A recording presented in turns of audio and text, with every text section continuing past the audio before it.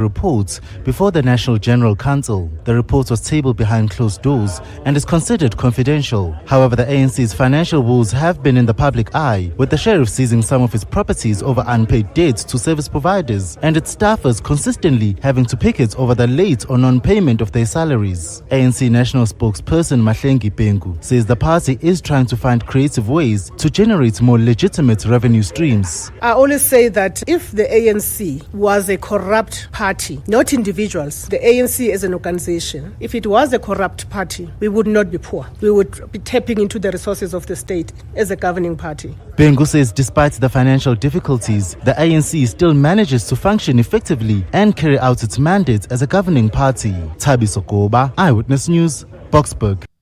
Metal Workers Union NUMSA is staging a picket outside the Industrial Development Corporation offices in Sandton this afternoon. Members are hoping to draw attention on what they call the crisis at SA Steel Mills and the need for urgent intervention to save jobs at ArcelorMittal. The picket comes amid an ongoing struggle at SA Steel Mills, which is currently under business rescue. Puleng Maike is there. NUMSA members have handed over a memorandum to a representative of the Industrial Development Corporation. The list of the demands include a financial lifeline for workers at the ArcelorMittal South Africa's Newcastle and Vereeniging plants. NUMSA spokesperson Phakamile Hlubi-Majola says this picket is the third of its kind and that the union wants to focus IDC's attention on the urgent need for a solution. NUMSA is demanding the IDC rejects Alfeco's bid to take over SA Steel Mills and instead support the second bidder, Pro-RM's plan, which it says promotes operational recovery within 12 months and more than 800 new jobs. Puleng Maike, Eyewitness News in Sandton. The Human Rights Commission says it plans on highlighting the rule of law and transparent governance at its celebration at Constitutional Hill. The Commission is hosting an International Human Rights Day celebration tomorrow under the theme Human Rights Are Everyday Essentials. The event will also commemorate the 29th anniversary of the signing of the Constitution. The Commission spokesperson Wisani Baloyi. The 10th of December is a sacrosanct day on the calendar of South Africa in that it is the day on which the Constitution of South Africa was signed into law and also the day on which International Human Rights Day is observed. And the International Air Transport Association says airlines across the globe expect record passenger numbers next year. It says a total of 5.2 billion passengers are expected in 2026, a record number despite global headwinds affecting the sector. In addition, the IATA says the world's carriers are also now expecting higher profits than previously forecast for this year. It expects earnings to come in at a comparable level from 2026. Gold is trading at $4,205.47 an ounce. The rand is at 17.04 to the dollar, 22.71 to the pound, 19.84 to the euro. Brent crude oil is at $62.33 a barrel. Well, at this stage, if you're heading towards Bedford View, we still have bumper traffic. That's if you're leaving Edenville on the R24 westbound between Edenville Road and the Gilulies interchange. Also traveling from Germiston heading towards Bedford View, Linksfield. It looks like there's an accident scene causing heavy delays on the N3 in both directions between the Gilulies interchange and Van Buren. And also if you're traveling through Sandton heading towards Midrand, slow-moving traffic on the M1 northbound between Greyston Drive and the Batlu interchange due to an earlier accident. It's a partly cloudy day in Gauteng with thunder showers expected. The temperatures peaking at highs of between 29 and 31 degrees. The top story in EWN this hour, the ANC says if it was a corrupt political party, it would not be in financial difficulties. EWN, in touch, in tune and independent. For the latest, visit ewn.co.za or download the EWN app.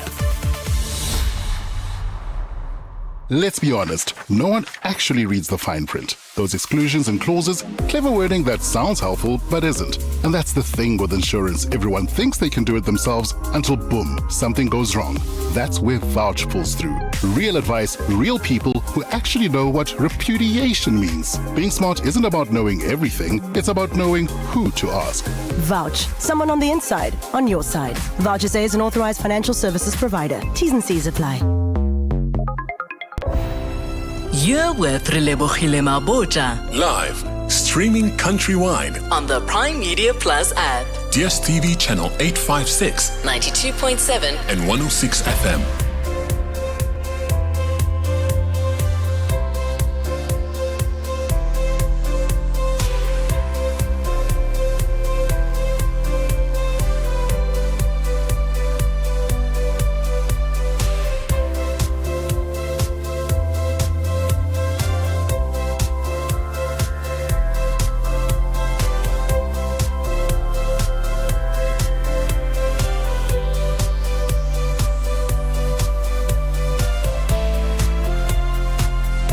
Minutes after 1 o'clock. Welcome to 7:02 Afternoons with me, Relebogile Mabotja, on this Tuesday, the 9th of December. If you're feeling like the days are just taking their time before you get to go on leave, please know many of us are feeling that way, but we are going to continue and push and forge ahead.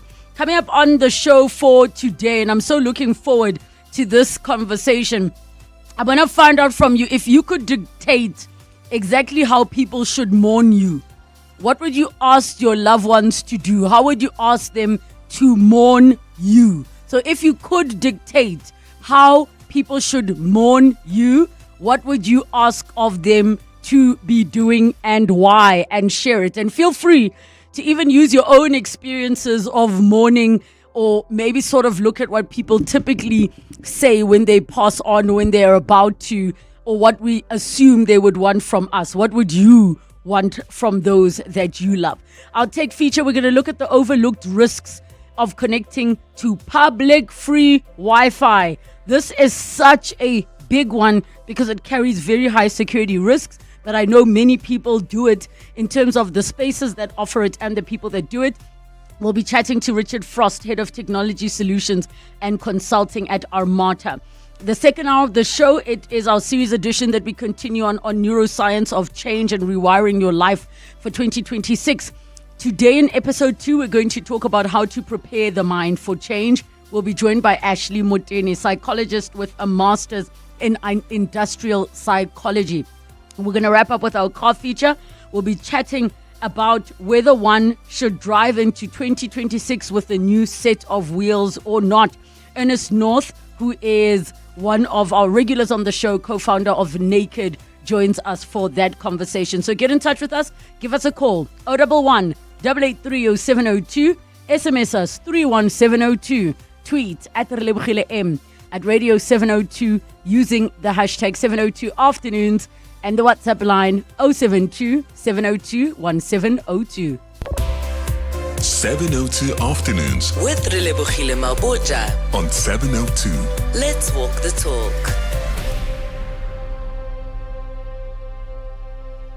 You guys know I get a lot of my inspiration for conversations from what I see people sharing about their lives, or those around me in my life, or something happening in my life directly. Today is something I stumbled across, but I found it so hilarious that I thought I have to share it with all of you, as I do my 702 Afternoons family. There is a woman who was sharing, she's on TikTok at More Beauty Bee, and she was sharing her sister telling her in a voice note how they must grieve her when she passes. Here's a highlight of some of the things that she says. One of the things that she says is that, you know, when people come and say, I just want my family to be happy. Don't cry at my funeral. Don't be sad. I just want you to live your life. She's like, I don't want none of that. I want you crying. I want you sobbing. I want you sobbing and crying so much that you stop eating. I want that in a few months' time, you have lost weight. And she makes clear, look, I don't want you sick enough that something happens to you or you die or something permanently bad happens to you.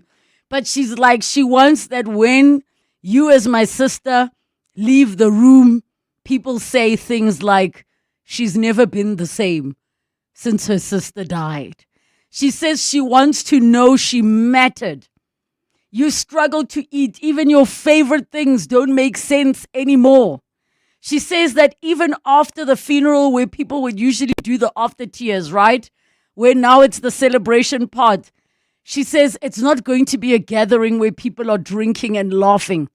You're going to be there having a group crying session that I'm gone. And she shared this, and I thought this is absolutely hilarious. And I actually do want you to hear the sister's voice. So take a listen to a clip of this. And then I need to hear from all of you. Outside of the fact that you can choose, people will put their final wishes in place and say what they want. But the part, if you could dictate the details of how they should grieve, this is what More Beauty B shared from her sister. Hey, I know it's late. I'm just coming on here to say, when I die, it's like all of that. I want y'all to be happy and want y'all to cry is a lie. I want you to cry. I want you to cry I want it to be so bad that like you on suicide watch. I literally want people to be like, oh my God, Mariah was not that. That is just a snippet of her speaking about her sister. She did use a couple of curse words, so we're not going to play all of it for you. But she got so dramatic.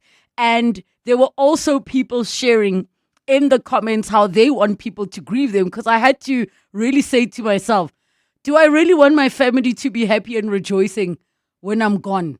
Is that what I want for myself? I mean, if I could dictate and tell people, here are some of the things that one of the other things that the sister said is, I want you to have a problem when I die.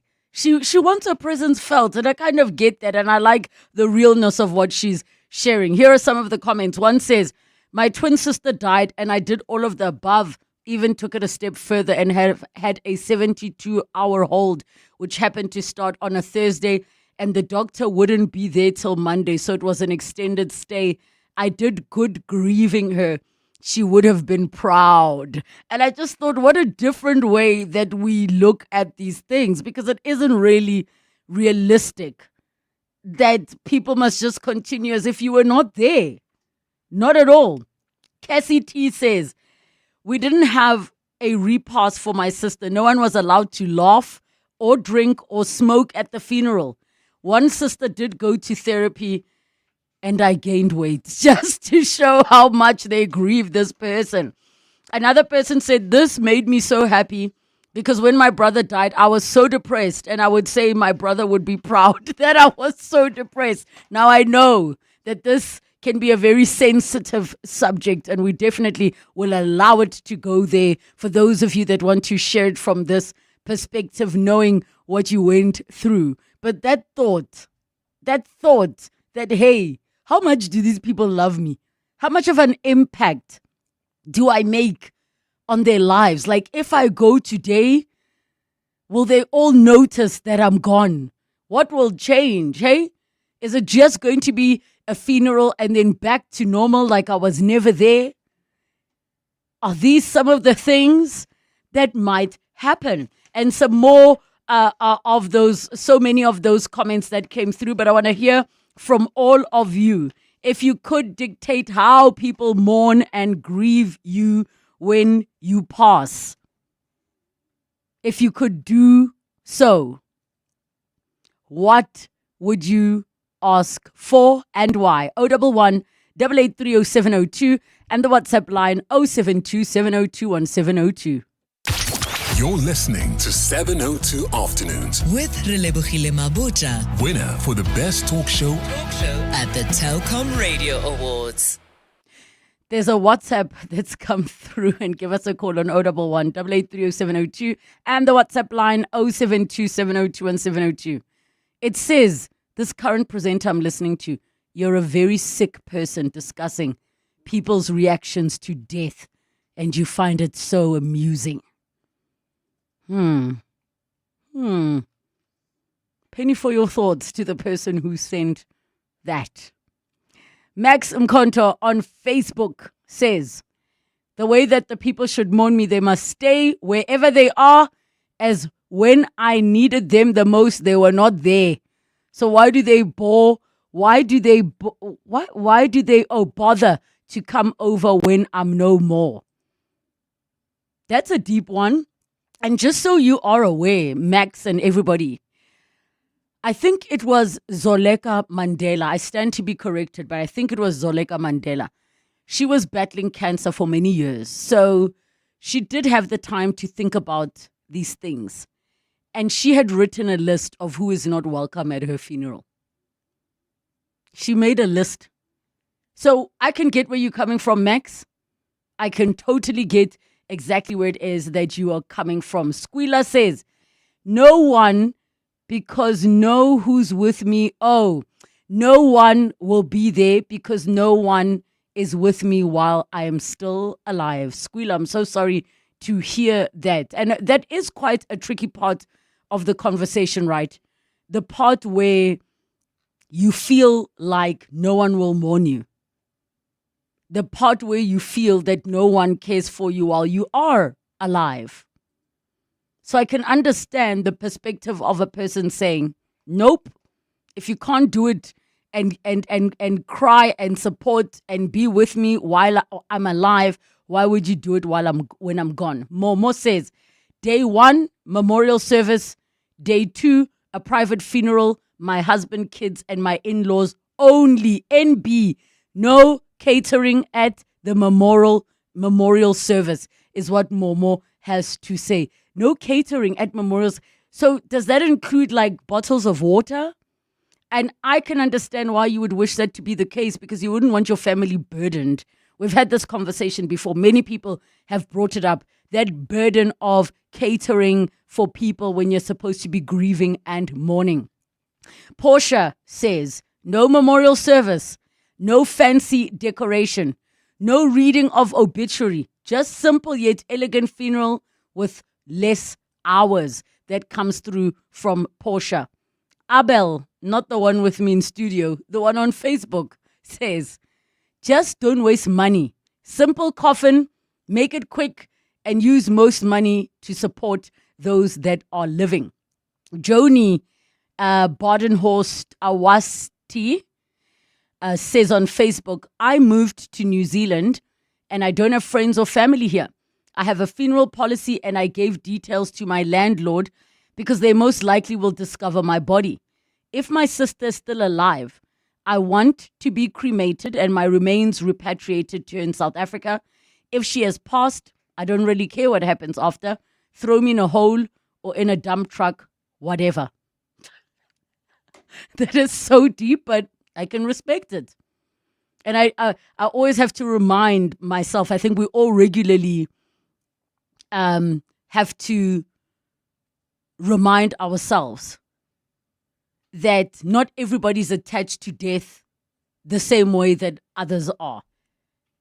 For some, they feel like that is the time they get to honor you and that they get to do all of these amazing things for you and show you are loved.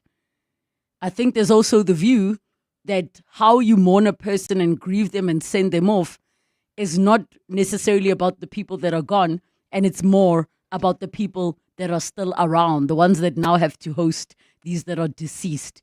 Looking at my TikTok live, and Fuzzy La says, no relatives at my funeral. Son, daughter, daughter-in-law, and grandson only. That is coming from that person. Another person, Leaks, says, my grandmother said she didn't want speeches at her funeral. She didn't want people lying about her. There's also that one, right? There's also that one as well. We've got your voice notes coming through on 072 702 1702. Hello, Relebogile. This is Kabelo from Pretoria. I started attending funerals when I was still young, a long time ago, and then that's when funerals were still serious. People were mourning, they were crying, they wore only black, and everything was somber. So that's the type of funeral that I want for myself. I don't go with this thing of we are celebrating one's life and then people get drunk and then it gets into being a party. The other thing is that I want speeches to be honest about me. They must say everything about me, that I wasn't a friendly person, that I didn't smile a lot. They mustn't say only good things about me. So they must just say everything and be honest, not only the good stuff. How are you, Relebogile, and the listeners? It's Isaac from Orange Farm. Me, I don't want a coffee. I don't want a coffin. I want to be buried by a leather and then rolled by a what do you call it? A sheet. I don't want any coffee. Thank you. And then I don't want people who will come and cry there. I just want people they must cry normal. Even if your voice didn't come out, but they must cry normal. Thank you. I have so many questions. Okay, where do I begin? There are certain cultures that don't do coffins, so I don't think that is an abnormal request. The part of you don't want people there crying, but if they're going to basically cry normal. King normal. Guys, do you mean you don't want yee? Yee? Is that what you're talking about? Guys, I have so many. Abel, do you think he was disturbed having attended other funerals? What is crying normal? I was at a funeral and I spoke about it on air. And we were next to another funeral, basically, at the time. And the guy who had died was like youngish guy. That crying normal was not there. He has children. He had, aunts, uncles, a mother. There was no normal crying. It was devastating. Guys, please help me understand King crying normal. I am so confused. Awe says people fainting and all that when they don't even know me that much. Is that the no-no? So keep in mind, guys, and let me remind you if you haven't been following this show for long, and it might have actually been when I was at early breakfast, but the one time I asked of the listeners, particularly to men, when was the last time you cried and what was it because of? Why were you crying? And the one guy called in and he said, I can't recall his name, but he said, Relebogile, the way it's so hard to cry as a man. I don't have spaces to cry freely and safely. He says when he needs to cry, he goes to a stranger's funeral and he cries peacefully where no one's going to look at him funny or judge him. Isn't that fascinating? Sometimes you're not close to the deceased, but you have other things to cry about, or you're triggered about your own grief of other things that are happening. Oh, on the WhatsApp line, Lebo, when my best friend died last year, my life and that of her child and family stopped. The days and weeks and months that followed were absolute agony because she mattered that much to us. On some better days, my wish was always that she saw just how much she was loved and missed, and the way we mourned her, honored her short life. I even got her name tattooed so that I feel like she's always walking with me. I think she would be proud. Lerato and Centurion, you gave me goosebumps. I'm so sorry for your loss. I know that often the sympathies and condolences are focused on families, but best friends become families we choose for ourselves, hey? The sisters we never had, the brothers we never had. And I actually saw a message which I think is an appropriate time to read right now. It says, good afternoon, 702 with the Relebogile and team. I think Sidi Madia would be surprised that so many of us, especially who never met her like me, cried so much for her. I mean, I still need her opinion in the Maklanga Commission. I miss her so much. Thank you so much. What a beautiful message. Listen, she is the type who would be like, skaba dramatic, like she's that type of person. I think that seeing how she was mourned and loved, I think she would have been humbled and overwhelmed, but also proud, man. Like the mark that she has left. I still see people talking about her online. I still think about her when certain things are happening and I want to message her and be like, girl, did you see? You know, did you hear? I so wish. I saw a video the other day and it was regarding something within American politics, and I wanted to be like, TD, is this true, King? What's happening here? And yeah, we continue to miss her, but yeah, I think she definitely would be proud. Hi, Relebogile. I want my 80-year-old mom to answer this question. Okara, I'm going to have issues with some of the relatives. They're going to be crying like the world is ending, even if she will be 100 years old by then. Yeah, she would be devastated. I mean, you're her child. Rocketman says, hi, Relebogile, a quick one. Why people who never had any relationship with you should attend your funeral? What are they grieving from? If you can see those people are the ones who come with alcohol and start after tears parties. I might be wrong, but I need to be schooled on that, please. Okay, I'm going to open that question up to all of the listeners, but I will answer for myself. To say, have I attended funerals of people I did not have relationships with? Yes. What is the context that I've attended funerals of people I do not have relationships with? I had a very close friend. When her father died, I attended the funeral to support my friend. I had no relationship whatsoever with her father. I don't even think I did more than greet him once in my life. But that is the reason that I attend the funerals, is to support my loved one who has lost. That is my understanding. I mean, whenever my mom or my aunt or especially elders in my family go and specifically attend, they'll say, I cannot miss this funeral because this person whose mom passed away was there supporting me and holding me up when my mom passed away. That's why people attend funerals of the people they do not know. I hope you are answered, but I'm happy to hear more answers from everybody else. Nikki in Johannesburg, hi. Hi, Lebo. Thank you for taking my call. Yes. So my take on somebody passing away is I would much prefer just to have a gathering where everybody celebrates the good stuff about me. I don't want a funeral. I don't want anything like that. And in fact, I want a book where everybody can write something happy, something nice, a good experience they had with me, something that I contributed to society.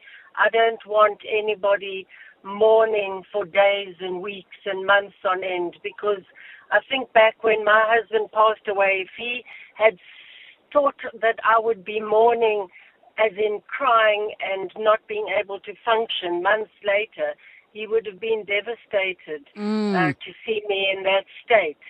So rather, I know it's difficult, but rather try and celebrate the good things in life about that person. You can miss them as much as you like. There's no harm in missing, but don't put your life on hold. And I don't want anybody to do that for me. I want them to celebrate the good things about me when I was alive. And I think they experienced about me. Yeah, I think the words you used are powerful, which are mourn me, but don't put your life on hold. And I think that's the big thing, Nikki. The very, very big thing is do not put your life on hold. Thank you so much, Nikki from Johannesburg. And I think Nikki really helped me articulate, like, I wouldn't want anybody who loves me to put their life on hold. Yes, mourn me, but do not put your life on hold because I am no longer here. I see your messages. I see your voice notes. We'll get to them. It is 1:30. Time for your latest Eyewitness News headlines. Good afternoon. Thanks, Level. Good afternoon. Police have confirmed they're on the hunt for a second vehicle believed to have been used during the assassination of one of the witnesses of the Malanga Commission. Witness D, identified as Marius van der Merwe, was shot and killed at his Brakpan home on Friday evening. Police say an AK-47 automatic rifle was used in the attack. Insufficient protection for whistleblowers and corrupt practices within corporate business and the state are under the spotlight at the University of Stellenbosch today at the inaugural Babita Deokaran lecture.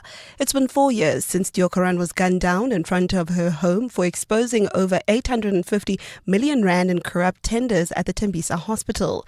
Academics say higher education institutions need to take a hard look at the kinds of graduates they're sending into the business world that are complicit in designing structures that allow corruption to flourish.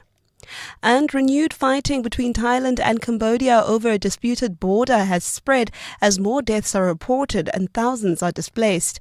Cambodia says 2 more civilians have been killed in attacks by Thai forces, bringing the total deaths on its side to 7. Thailand has reported that at least 3 soldiers have been killed. Those are the headlines. This EWN and more at 2 or as it happens. EWN Traffic. Well, at this hour, if you're heading towards Bedford View, expect heavy delays in all directions. This is approaching the Kilulis interchange on the R24 westbound. Traffic heavily backed up from Edenvale Road, as well as if you're coming from Germiston, expect some delays on the N12 westbound.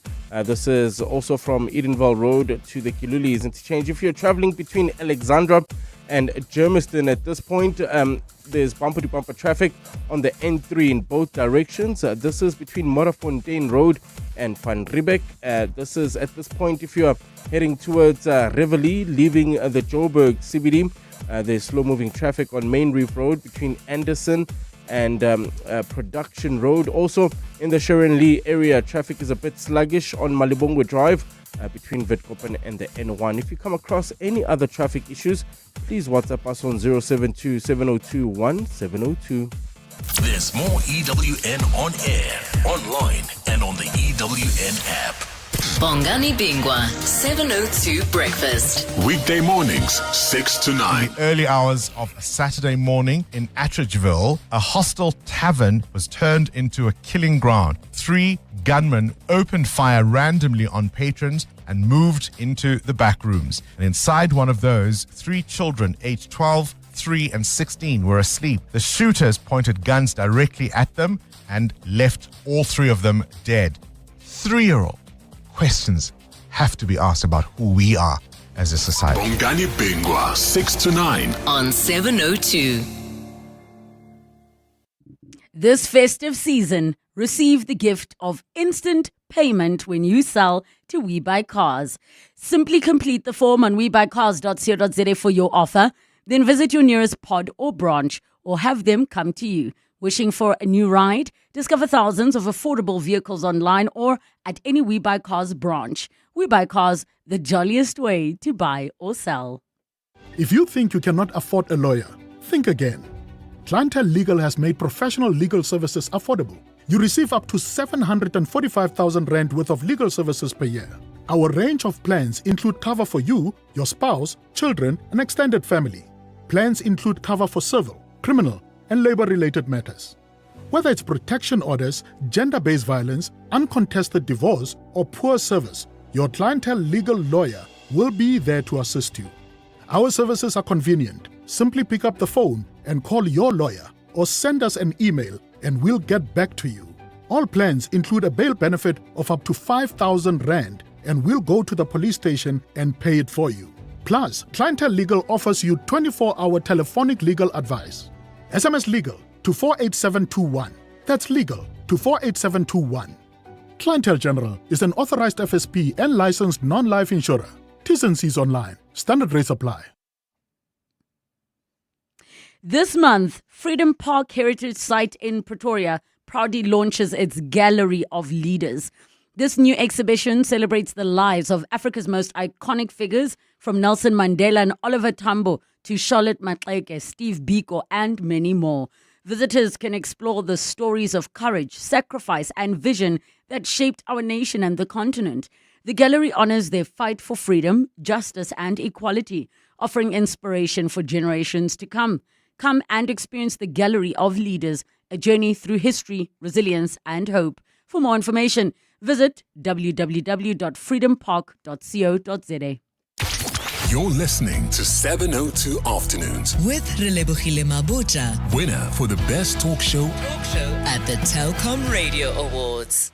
24 minutes to 2 o'clock, and we are chatting about what one would dictate, if they could, how their family should mourn would look like and what the things are that you would ask. This woman shared her sister's voice notes to her saying, I don't want you guys to be happy and celebrate as if like I didn't mean much to you. I want you guys mourning, crying. I want you down. I want people to say you've never been the same. I want you to lose weight. Yes, this can be quite a heavy subject, but at the same time, it is a little bit tongue-in-cheek as well. 011 8830702 in the WhatsApp line, 0727021702. We have more of your voice notes. Good afternoon, Auslebu. Mrs. Controversial as usual.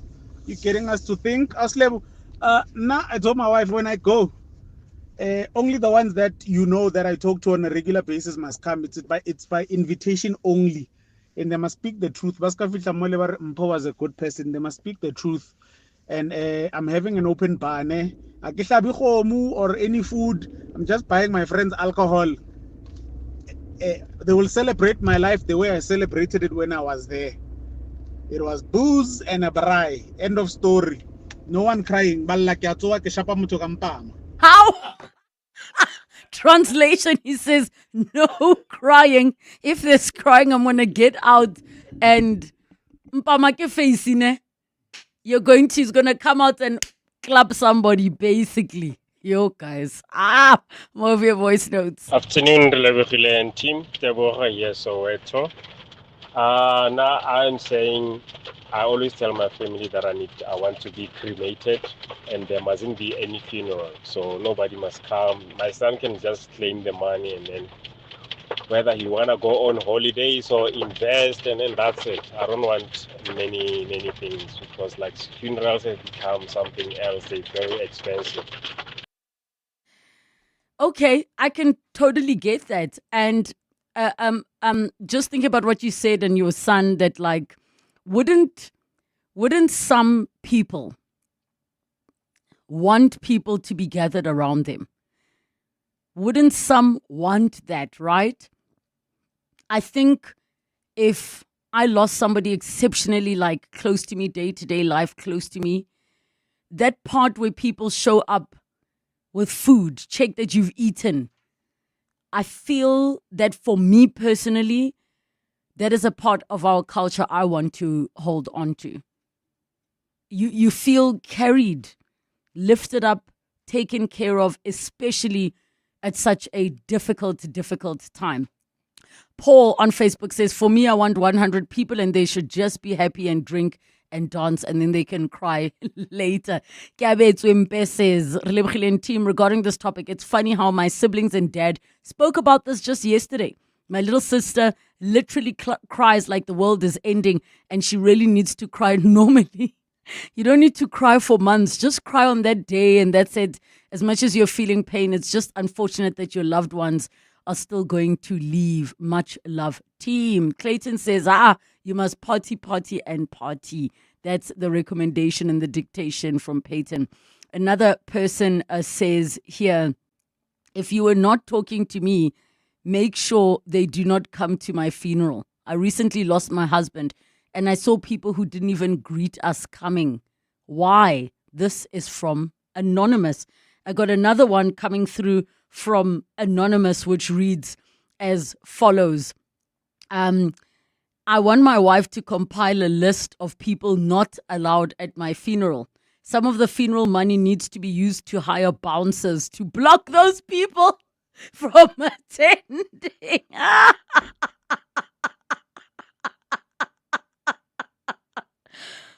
Oh, guys, I can't.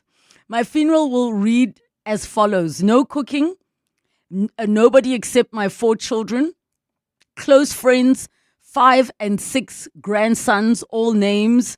Reasons being because my children don't bother with me, whether I eat or live. Even family do the same as my kids. My kids don't even wish me on my birthday. Yo, that is a heavy one. Hi, Relebogile. There should be no obituary and I do not wish any of my siblings to be involved in any discussions or preparations. I am to be cremated on the third day. I would like only 4 people to speak: my grandson, my friend, my partner, and my son. Please ensure jazz music is played. That's from Liring. That sounds pretty fair. I saw somebody on my TikTok live here saying that they don't want an obituary that says, Relebogile started schooling at St. Mary's in Pretoria and then moved to what secondary, where she excelled and became a prefect. Afterwards, she started her first job. They don't want obituaries. Why is it though? Where does that come from, obituaries that speak about your career? Huh? Because that never crossed my mind as well, where people are reading about the things that you've done and your career related stuff. I know they'll say things at some point. She is survived by Sbanibani, and Sbanibani. And they'll say things like, throughout her life, she was this and controversial on air. Irritating, frustrating, but also uniting listeners. Where does that come from, where the obituary must speak about what your career was? I'm so fascinated by that. I think, now that you've given me this idea, and I'm sorry I can't see the message right now, you know what would be cool is if your people that were truly in your life and loved you could do 3 lines that go towards your obituary. 3 lines about what you meant to them or something that you want read out. I think that would be pretty cool, as opposed to reading the career stuff of what school you went to, who you survived by. You know, that line of survived by has caused dramas in families where now certain children are not named by those putting together the obituary. More of your voice notes, 072-702-1702. Enough for me is the Sunday cause. Guys, no. I don't want that. I don't want anyone eating beetroot at 8 a.m. or 9 a.m. Corey, just pap, meat, and cabbage. That's it. Nothing else. Don't go over and beyond making people not sleep for the chutney, the butternut. Don't do it. It's Khomoso here from Bryanston. So I once attended a colleague's memorial service. The colleague was white and he had gotten into a car accident. Had a young family. The wife was pregnant at the time. But after this memorial service, I probably had a headache for about a week thereafter, because you couldn't cry out loud. You know, no one there cries out loud or makes, not even out loud, or makes a sound. So you cry in silence, or you know, your tears are falling in silence. Sure, that was heavy. It was heavy and different. I think I agree with the gentleman just now, and I think I understand exactly what he means. It's the people who are there as professional criers. They throw themselves on the floor, they scream and cry, and you say, who is that? Never even seen them before. It's like they're professional funeral goers, and they're so dramatic and so it's really unfeeling in a way, because they do it for anyone and everybody. Thank you, Sips. Relebogile, this is Nonhlanhla from Kempton Park. Now you have spoken about fainting. My niece fainted at the funeral of a certain guy, and everybody thought that she was a girlfriend. And she was just sick and it was too hot. So people thought that she was the girlfriend. Guys, drama ekana. Woo! Mukundi from Mondio says, I told them cremation within 24 hours. Make the announcement after the cremation. No funeral, no memorial, nothing. Okay. Yes, this made me think of my mother's funeral. My mother left us when I started high school. The day we buried her, the pastor said she brought up 4 boys, and I wonder who gave him the false info. What is going on? At one of my uncle's funeral, his friend demanded to know who will pay back the 35,000 rand loan the deceased took off with.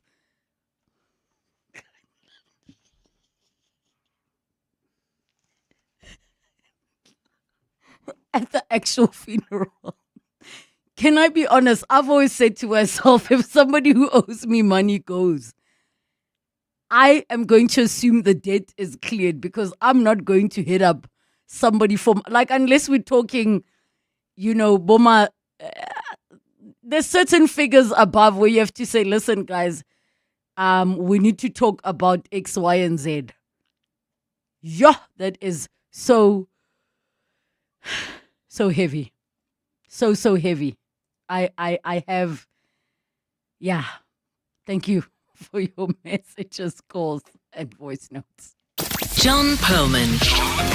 Weekday afternoons, 3 to 6. Why don't the authorities act against illegal taverns? It's not as if they are moving from place to place, creating pop-up bars. They're there in the same place every day, every week, every month. I mean, it shouldn't be a complicated thing to address the problem. Why isn't it being addressed, in your view? Are bribes being paid? As an association, I don't have powers to close down illegal trading. Yes. How can a legal tavern operate for so many years or so many months? We need to have a law enforcement that are looking around the illegal trading and those who are trading legal. John Perlman.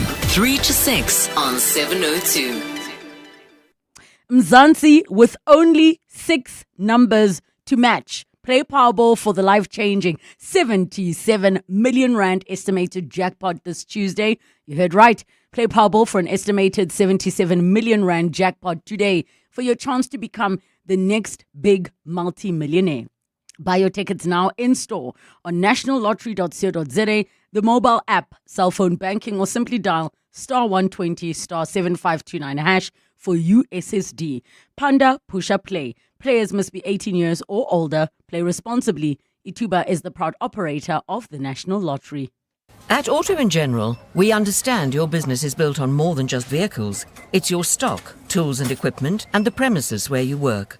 Auto & General Business Insurance is designed for businesses like yours, protecting your assets against fire, theft, storms, and other unexpected events. To protect your livelihood, visit autogen.co.za and get an obligation-free business insurance quote. Auto & General, never not there. Auto & General is a licensed non-life insurer and FSP. T's and C's online. 702. Tech feature. 11 minutes to 2 o'clock in our tech feature for today. We are chatting about those overlooked risks of connecting to public and free Wi-Fi. And we're joined by Richard Frost, Head of Technology Solutions and Consulting at Armata for this conversation. 011 883 0702 and the WhatsApp line 072 702 1702. Richard, welcome to the show. Thank you so much for joining us. Thank you so much for having me, Lebo.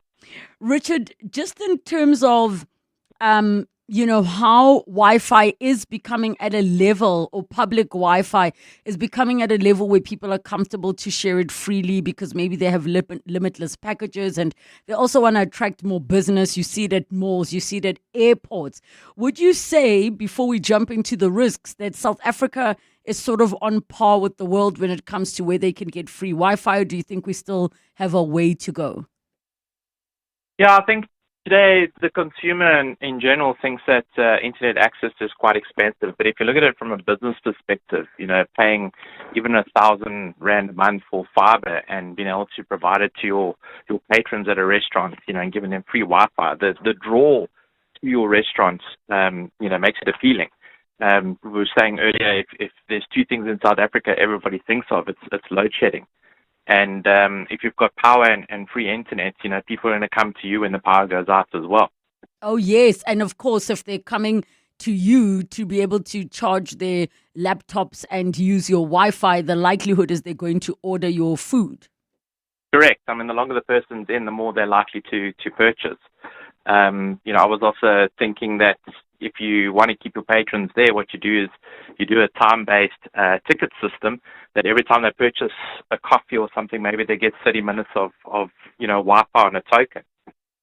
Now, some of us actually we bank on free Wi-Fi in the sense that, for example, if you're going to be landing in a foreign country, you want to be able to connect quite quickly before you sort out your SIM card. If you want to get a local SIM card, I mean, now there's eSIMs, which are sort of making things a bit easier. But many people also bank on the free Wi-Fi globally. Yeah, the issue is not really the free Wi-Fi per se if you're utilizing a correct establishment's Wi-Fi, right? It's connecting to a Wi-Fi you think is legit, and it's actually a threat actor's mobile card that's going through to a application that can actually interrogate your internet traffic. So effectively what happens, instead of connecting to, let's say, for argument's sake, the restaurant's Wi-Fi, you're actually connecting to his Wi-Fi because it's free and there's no password. And he's giving you internet access, but as you're busy doing your stuff, like logging into the bank, he can see your username and password and where you're browsing. And he can utilize that information after you've left to then gain access to your bank account. Thank you for actually clarifying that part. So you are saying that the legit free Wi-Fi spots, I think in Tshwane, they have certain, city of Tshwane where there's a free Wi-Fi. You've got, for example, or Tambo. You've got malls. So are you saying those legitimate ones, yes, but if you're just willy-nilly taking a chance and looking for open Wi-Fi that somebody has no password on, you don't know who they are, then you are opening yourself up to risk? 100%. And I think don't save those credentials that they do ask you for. If you go to something like Tambo and you utilize the Wi-Fi that's there, don't save those credentials so that if anybody does, try to get back into your system afterwards, they can't. It's better to rather go to the manager of the establishment and ask him for access to the Wi-Fi. At least, then it's a legitimate person that's actually giving you that instruction as well. Yeah, you've touched on something so important. Okay, so let's talk about some of these risks and how it is that they are able to do things like intercept, what it is you're doing on your phone or your laptop. Yeah, so there's two methods. There's one where they basically just look at what you're doing from the facts of, your internet traffic going through their device, right? So if you think about cars on the network and you have a security camera, and the security camera is looking at the car and it says, right, it's a white Ford and this is the registration number. Our internet traffic is pretty much the same. We kind of like packets on a network is the same as a car on a freeway. And basically these applications these threat actors are using are looking at all of that traffic and saying, right, I can see this person's logging into this bank and these are the username and passwords that they're creating. We've seen before a big conglomerate that was actually hit with a threat, and the threat actually originated from one of their employees going overseas, connecting to free Wi-Fi at a coffee shop, and even though she was using a secure VPN to connect to the company, the threat actor managed to get her credentials for the VPN itself, managed to impersonate her on the network as her, and then managed to access all the systems using the credentials she'd been using the entire time she'd been at the internet cafe. So how exactly are they able to do that? So literally, when you connect to the internet utilizing these rogue devices, they have a mechanism of what we call sniffing.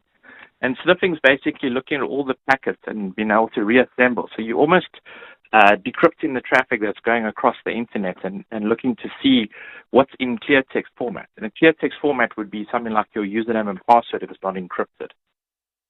So those are the types of things that we could see. The other thing that they could do is they could do malware injection into the machine. So effectively, when you connect to their device, they would actually install some form of software on your machine, and that can be then used to record everything at a later stage. And every time you go on the internet, they can pull that information off your machine.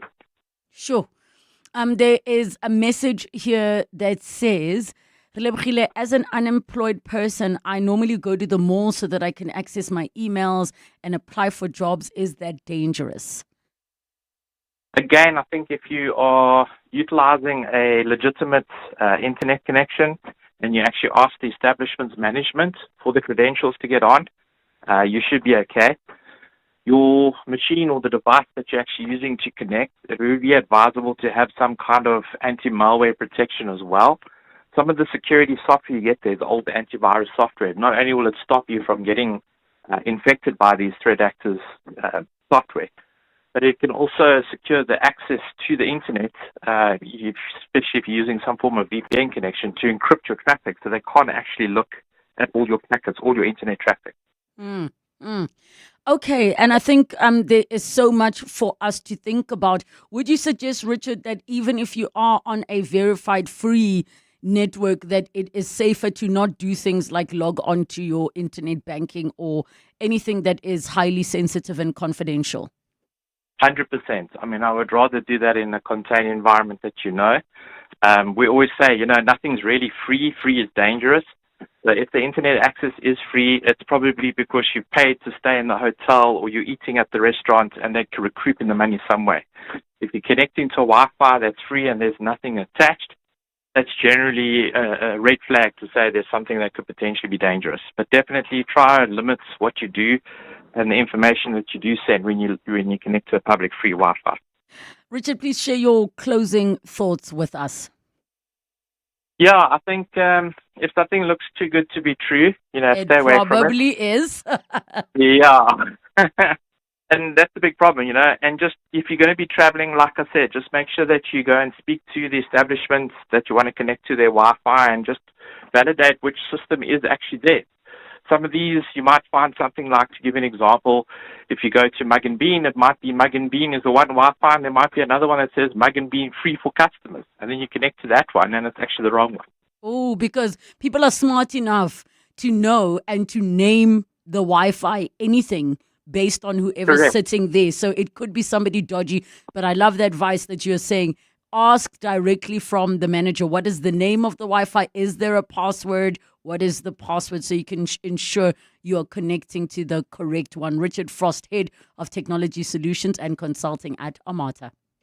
In the last 24 hours, this is what's happened in your world. National Police Commissioner Fani Masimula is confident of a breakthrough in the investigation into the murder of one of the witnesses at the Madlanga Commission. Marius van der Merwe was shot dead in Brakpan last Friday night, but it's not clear if the hit was linked to his appearance at the commission that's probing corruption in the criminal justice system or his other work in the private security industry. Police have now identified 3 people of interest and found a car they believe was used in the attack. EWN, in touch, in tune, and independent. This festive, when your family gathers, feed them the Nando's Festive Fill-Up meal. Feed Auntie, who's in charge of the key to that storeroom. And feed that niece that makes the strict grandparents do TikTok challenges. And that cousin that watches the same movie that comes in part 1, 2, 3, 4, and many more. Yeah, you can feed her too. Gather them all for the Nando's Festive Fill-Up meal for only $3.99. Eat at Nando's and pay 40 Rand less. Nando's, oh, what a place. Every December, it's the same story. New toys, new clothes, and more takeaways. And by January, the bonus is gone. Grow it, don't blow it. With a Nedbank investment. Invest 100,000 Rand or more in a Nedbank 12-month electronic fixed deposit account and stand a chance to win 50,000 Rand. Invest your bonus and grow your future. See money differently. Nedbank. We're licensed FSP and registered credit provider. T's and C's apply.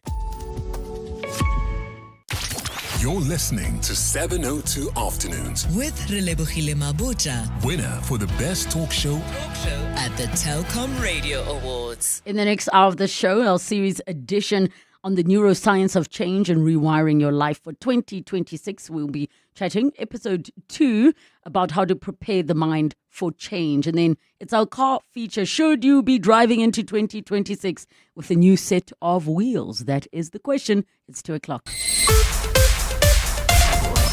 This is EWN. Good afternoon, I'm Khomotso Modise. Police have confirmed they're on the hunt for a second vehicle believed to have been used during the assassination of one of the witnesses of the Madlanga Commission. Witness D, identified as Marius van der Merwe, was shot and killed at his Brakpan home on Friday evening. Police say AK-47 rifles were used in the attack. Preliminary investigations reveal that while a Chevrolet Bakkie was used by the suspects, National Police spokesperson Athlenda Mate says the vehicle vehicle was found in Alexandra, north of Johannesburg. She says 3 people have been questioned by the police. So it was found abandoned in Alexandra, and our forensic experts are busy working on it, just analyzing what they can find on this particular vehicle. But we're quite positive that that is the white Chevrolet Bucky that was used on that night. We are looking for another vehicle, a sedan hatchback, also used, and we believe that that particular vehicle was transporting those that pulled the trigger.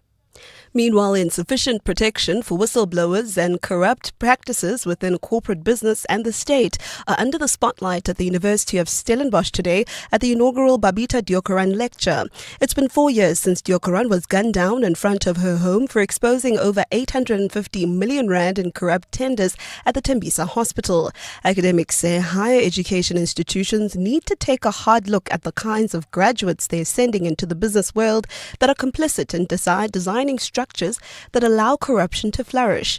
Lindsay Dentlinger reports. Stellenbosch University Director of the School of Public Leadership, Professor Zweli Ndevu, says Babita Deokaran's death in 2021 was a turning point in public discourse, exposing the lack of resources to protect whistleblowers. It would seem that with every person being assassinated, with every whistleblower keeping quiet, corruption does exacerbate. Professor Armand Bam of the university's business school says Deokaran did not die because of corruption in government alone, but because graft is ecosystemic. When corrupt tenders were awarded, someone signed them from the private side. When PPE fraud flourished, it flourished because companies opened the door, walked inside, and asked what they could get away with. Bam says teaching business management and leadership at university need to be accompanied by also instilling values of moral accountability, conscience and courage.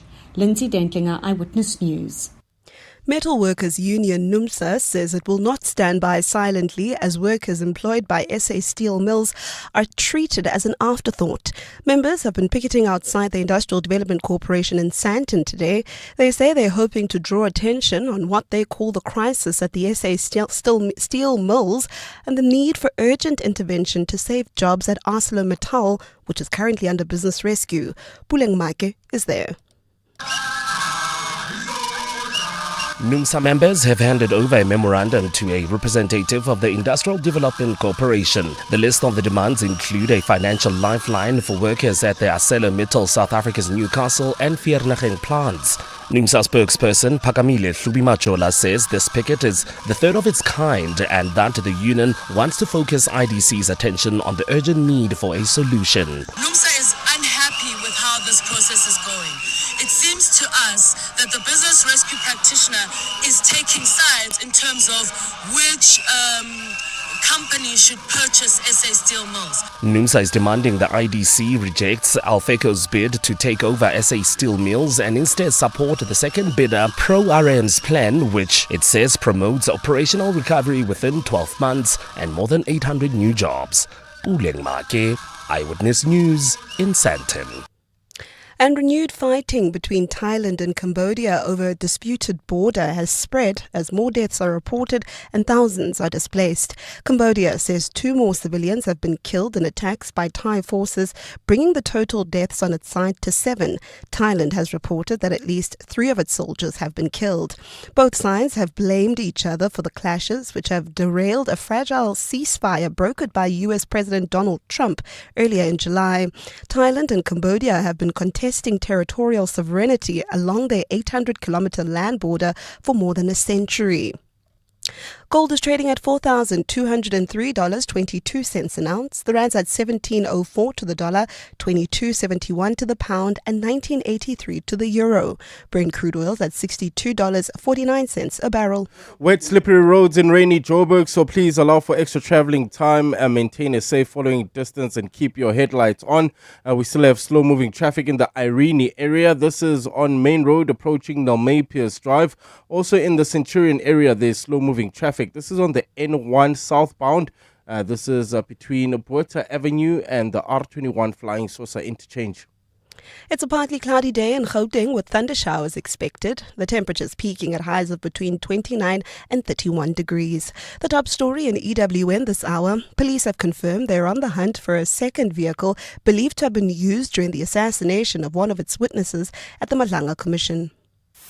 EWN, in touch, in tune, and independent. For the latest, visit ewn.co.za or download the EWN app. You're with Relebogile Mabotja Live, streaming countrywide on the Prime Media Plus app. DSTV channel 856, 92.7 and 106 FM.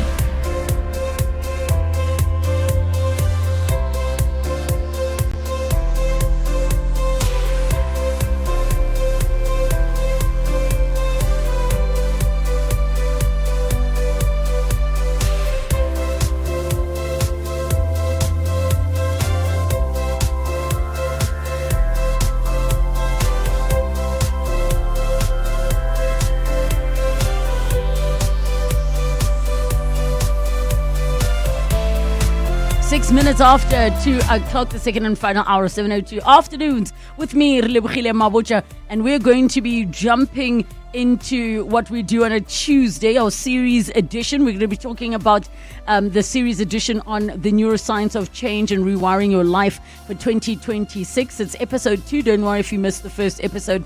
You can catch up on primemediaplus.com. Ashley Motene will join us for that conversation where we talk about how to prepare the mind for change. And Ashley is a psychologist with a master's in industrial psychology.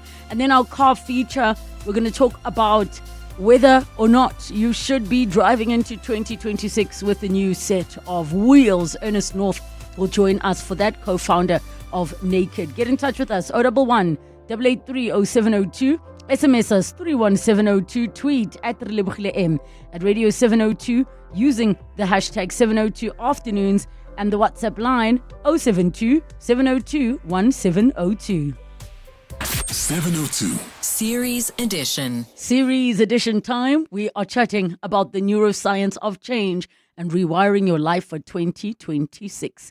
This is episode 2 of The Conversation. Catch up with our first episode on primemediaplus.com or download the Prime Media Plus app. We had a wonderful conversation with Liesel van der Westhuizen, who is within the Prime Media family, but also happens to be a coach, where we chat about why it is your brain actually struggles with change. So today we are discussing how to prepare the mind for change. We're joined by Ashley Motene, who is a psychologist with a master's in industrial psychology.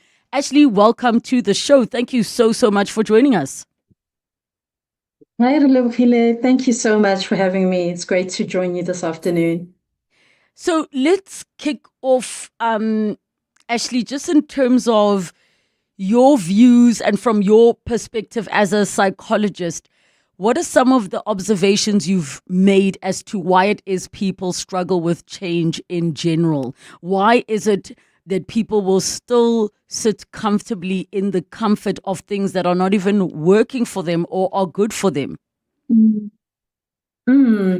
That is such an important question, because I think a lot of the time the struggle is with the fear that comes with trying to start something new or trying to embark on a new change.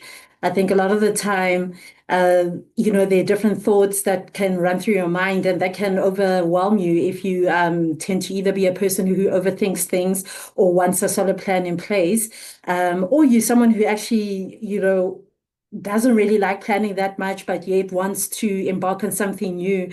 I think fear works in both of those scenarios, where it really can feel overwhelming for the brain, and I think stressful in a lot of ways. And I think stress is something we tend to avoid as much as possible. And if you associate, stress with the decision that you're trying to make in terms of moving forward into the newness, it can really feel like an unknown space that you're moving into. Definitely. And I think especially this time of the year, while people are thinking about changes, but also happen to be exhausted, overwhelmed, frustrated, and all of those things. Would you say that this time of the year is a good time to be thinking about change if you actually want to implement later? So, I mean, this time of the year, a lot of us are feeling run down in a lot of ways. The brain is tired. You have been at it the whole year trying to balance, life and work demands and so forth. And you get to a point now in the year where it's almost expected that you should be setting resolutions for the new year. But I would think that sometimes actually taking a break from it might be more important than trying to squeeze it into what's left of the year. I mean, it is good to think about these things and not necessarily put yourself under duress to have a plan in place before the year ends, because that pressure alone can lead to you making decisions that are really not to your benefit or feel a bit rushed. I think a better time to do this would be around January or February. As you ease into the year, it might actually feel a little bit better than trying to do it now when the body is tired and everything is just signaling rest at this point. Yes, especially because, I mean, many, I've heard from my psychologist, and I've heard from many people who say never make decisions when you are tired, especially big decisions. Rather sleep and get some rest. And I almost feel like change requires you to not just be making the decision to do the things, but it becomes an ongoing decision to keep doing the things. Yes, that is so valid, because when you at least have a bit more energy, both emotionally and mentally, you can actually feel like you have more range in terms of being able to make decisions and feeling like you have the open-mindedness to do that. So I definitely agree with you there that when you have a bit more energy in your tank, that would be a better time to rather tackle these things. So now let's look at the part of preparing your mind for change. And maybe we can use an example that the kind of change we are talking about is something that requires daily implementation and consistency. And we know that sometimes the changes that require that are the ones that are the hardest to stick to, as opposed to just deciding, you're going to use a different route to work. The ones that require you to, irrespective of what mood you are in, to actively make a decision. So let's use an example. It could be quitting smoking, it could be losing weight, it could be gaining weight, but something that requires a person to be actively doing something long term. I think that's a very good example that you're giving there, because it's often the habit breaking that is so hard to do.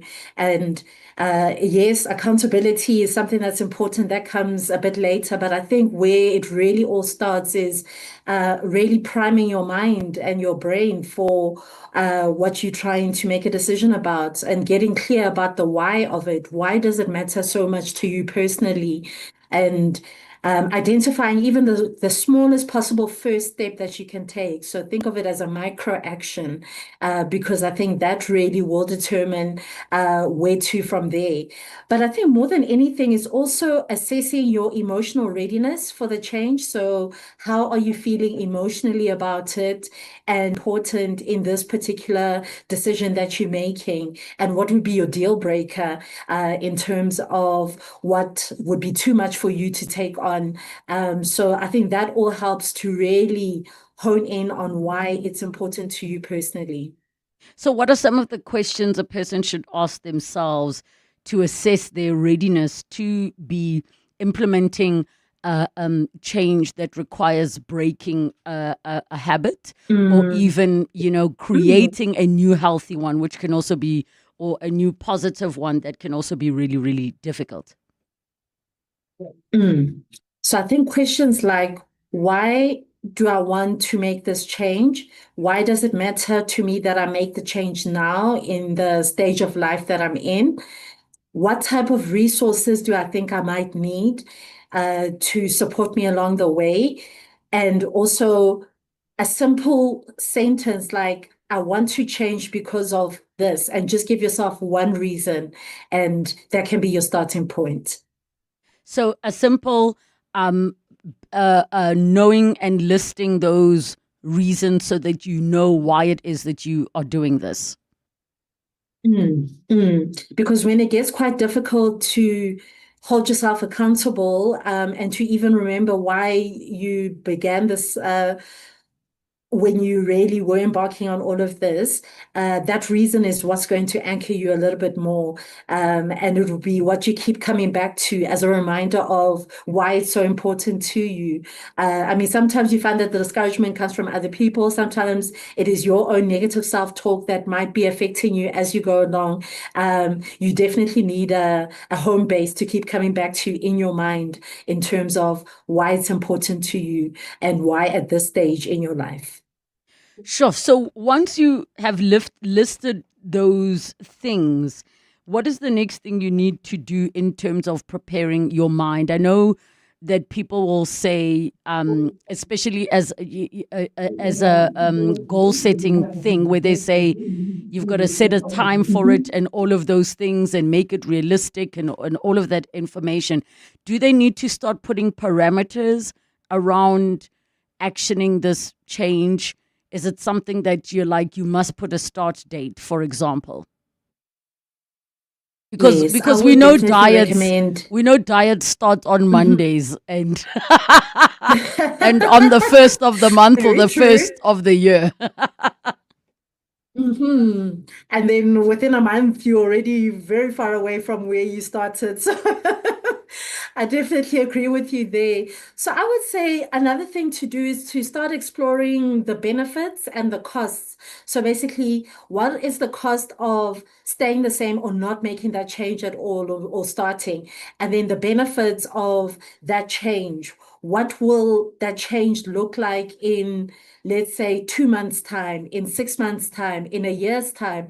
We live in a society that plans in 5 years and 10 years, but that isn't always realistic, especially for, the micro decisions that you're trying to make and the smaller changes, like you were saying, that you're trying to make in your life.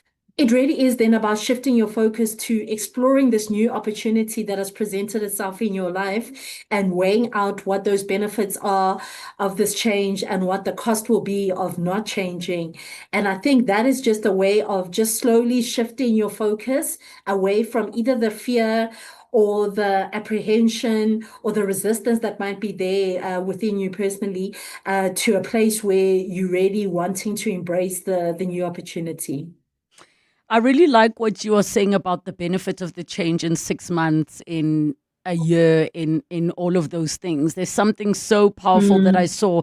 A woman was saying, instead of doing vision boards, I can't remember the word that she used, but it's almost like action boards. So instead of using the picture of what your body is going to look like when you've done this work and the outfit you're going to wear, rather post your POV of what you need to do to get there in your board. So it might be a picture of shoes on the road running.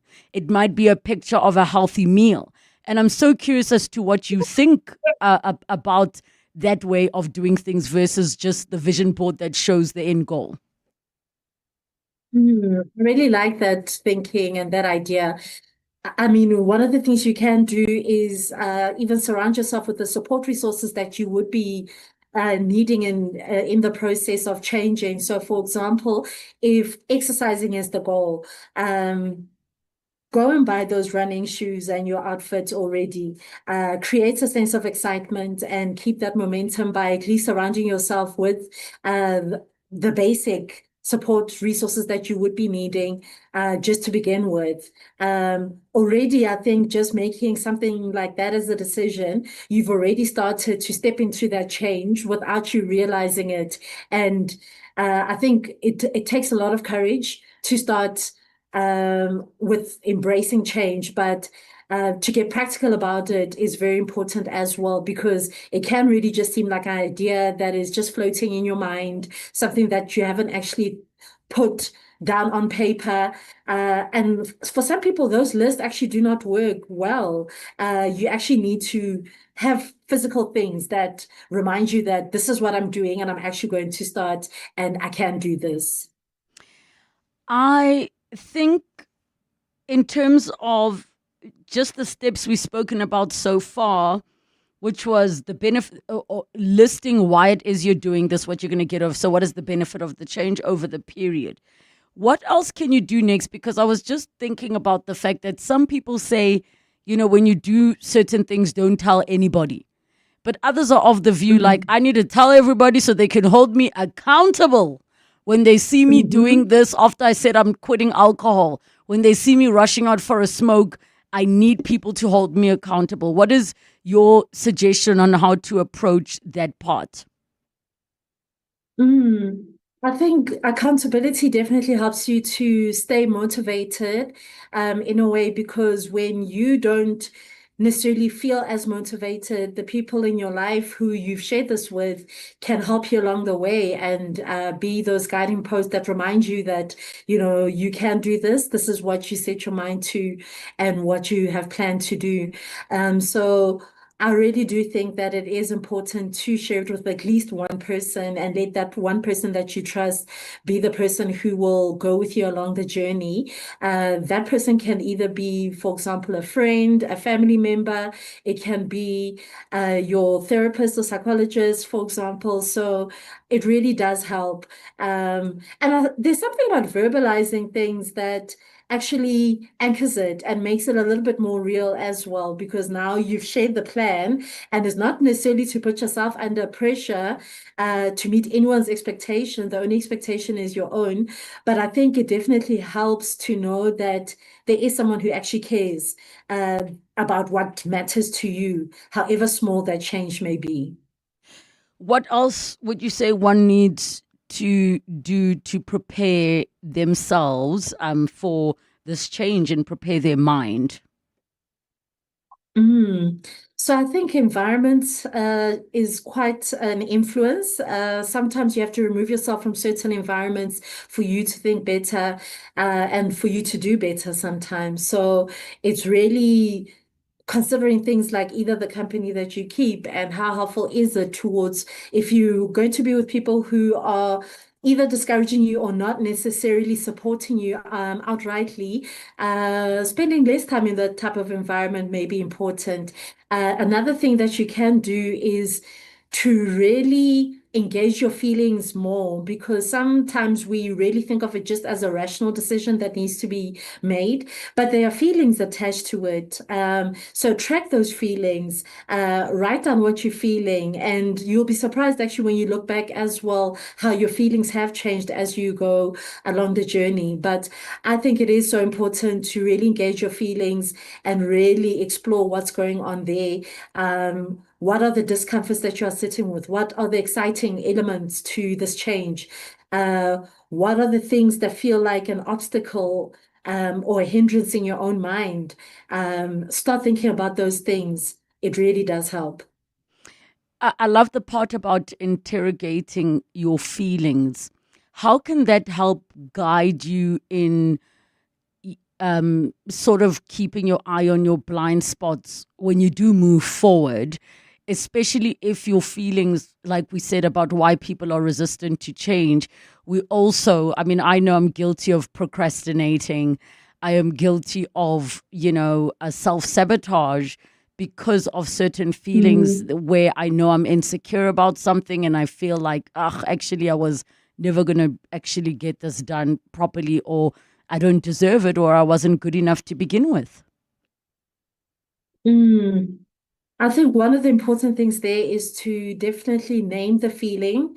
Instead of just saying, I'm feeling uncomfortable or I'm feeling otherwise about this. Try and think a little bit harder, name that feeling, because in doing so, you already free up your mind to start letting acceptance also find a place in your heart, in a sense that, if you embrace that feeling, whether it's a negative or positive feeling, but I think the negative feelings obviously are the ones that make it so much more difficult to actually move on and commit. But naming that feeling definitely helps. And then also treating it as just that, it's a feeling. It isn't necessarily how you will always be feeling. It isn't necessarily what defines your journey. So if I think of anxiety or just high levels of stress, already by just naming that feeling, it calms your brain down a little bit to actually slow down a bit and catch up with that feeling and sit with it for a little bit if you need to, but don't dwell on it in a sense of at a stage, tell yourself that, okay, I'm going to be open to whatever other new feelings may come along as well. So I think it really is about holding it, interrogating it, exploring it, feel it, but then let it go so that you can move on with your process. Do you think you are jinxing yourself if you have a fall off the wagon plan? As in, for example, if we're going to use the diet or trying to quit smoking analogy, where if the person now has a drink, there are individuals, or let's say you now go and have a bad meal. There are individuals who will be like, oh, well, might as well give up. And there are others who are able to very quickly and easily be like, okay, we keep it moving. That meal happened or that drink happened. And now we are, continuing, we're going back on our path naturally. I think there is definitely a lot of room that should be made for self-compassion. I think sometimes we are too hard on ourselves when it comes to new changes, forgetting that there will be hurdles along the way. There will be potholes that you end up hitting, and it's okay. It's okay to either make those bad decisions, but also know that you can adjust your plan. So if, for example, you had given yourself a year to lose weight or to get in shape or whatever that goal may have been, maybe that isn't realistic based on, your current struggles, the fact that you are falling off the wagon so frequently or so easily. And maybe it is a case of giving yourself more time to actually work on your mindset before you try to do too much in terms of, introducing new activities, trying to keep yourself to a stringent type of plan. I think, there should be room for mistakes. There should be room for self-compassion. So important. We're going to go to the lines. We have Francois in Johannesburg. Hi, Francois. Go ahead. Yes, I was just going to say, it's good to talk about change, about situation, because change, when you talk it about the community, it helps to make a difference in the grooming of society so that you can change your mind, you can change your mindset to do the right thing. Have you experienced that in your life, Francois? Yes, I experienced a lot of things that way in my life, because I used to have a habit of drinking, but I stopped it because of change of communication of other people who helped me to change the mindset of drinking. Oh, thank you so much for sharing, Francois. And I have to say, Ashley, Francois is bringing up something I never even thought about, is the fact that sometimes when you share, you actually, you don't just inspire others to maybe join you or do it within their lives. You might even be creating a little bit of a community for yourself. That is so important. The fact that the people you surround yourself with can really make or break you during that journey. And I think you might actually emerge out of it with a greater sense of kinship and closeness with the people who have been with you along the journey, because they've seen the good, the bad, the ugly, the ups and downs of it. And they've accepted you regardless of which state you were in terms of your thinking. So I definitely agree with Francois. Please, can you share your closing thoughts with us, Ashley, on preparing the mind for change? I would say really one of the things that really comes to mind is the internal dialogue that happens, being alive to that and staying alive to that. It's important to ask yourself questions like, does this still feel natural, or am I now on autopilot and just forcing my way through this? I think that helps you to figure out what that adjustment to the plan might look like, and will help you along the change so much better. And I think the other thing as well is that when you no longer feel motivated, go back to the micro actions. Don't try and take the big, bold steps necessarily, because those will be really hard to do. And you might actually end up talking yourself out of that change and really abandoning the plan completely. So go back to the micro actions. What is the smallest step that I can take today or this week? And if I had a setback, what is it actually telling me about my thinking and what I'm feeling at the moment, and move through the change that way until that change really starts to feel like something that is more natural, something that is flowing. Yeah. Thank you so much, Ashley, for chatting to us about this. I'm actually getting a little bit hopeful and excited about change. And the one thing, like love, which is a universal language, we all understand that change is difficult, even if you did not prepare for it yourself. I mean, we didn't even touch on yet change when you don't plan for it, the one where life just pulls a rug from under you. And maybe we can touch on that in our next episode, is how do you now that change has happened, like loss or grief or possibly losing a job, how do you now get your mind ready and prepared for that next stage in your life? Ashley, thank you so much for your time. Thank you, Relebogile. It's just after 2:30, time for latest Eyewitness News headlines with Khomoto. Good afternoon. Thanks, Level. Good afternoon. The Social Development Department says government's classification of gender-based violence and femicide as a national disaster will expand support for GBV survivors. As the 16 days of activism of no violence against women and children comes to an end tomorrow, the department has clarified what the classification entails. This comes as rights groups have welcomed the classification with caution. Police have confirmed they're on the hunt for a second vehicle believed to have been used during the assassination of one of the witnesses of the Madlanga Commission. Witness D, identified as Marius van der Merwe, was shot and killed at his Brakpan home on Friday evening. Police say AK-47 automatic rifle was used in the attack. And the death toll in a building fire in Indonesia has risen to 22. Police say a drone battery that exploded on the ground floor had likely ignited the fire, which spread to the levels of the building in central Jakarta. Officials say of the 22 victims, 15 were women and one of them was pregnant. Those are the headlines. This EWN and more at 3 or as it happens. EWN Traffic. Benoni, Boksburg, travelling through Atlas Road. There's bumper-to-bumper traffic. This is between Main Reef Road and the N12. We still have slow-moving traffic travelling towards the Bedford View area. That's in Edenville, R24 westbound between Edenville Road and the Kilulis interchange. Also slow-moving traffic. This is heading towards Midrand, leaving the Sandton area, M1 northbound.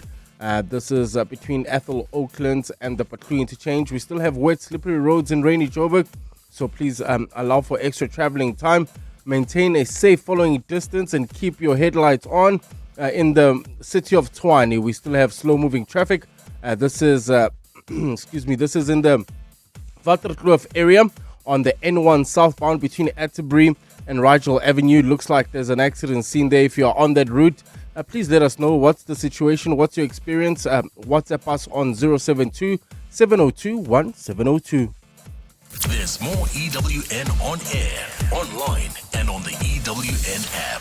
There's a new way to experience all your favorites. Pulse Africa, the 24/7 fast channel, now live on primemediaplus.com and the Prime Media Plus app, bringing you the best of Prime Media around the clock. Watch the biggest moments from 7:02. It's non-stop entertainment and authentic African storytelling, all from Africa's leading media network. Pulse Africa, only on the primemediaplus.com and Prime Media Plus app.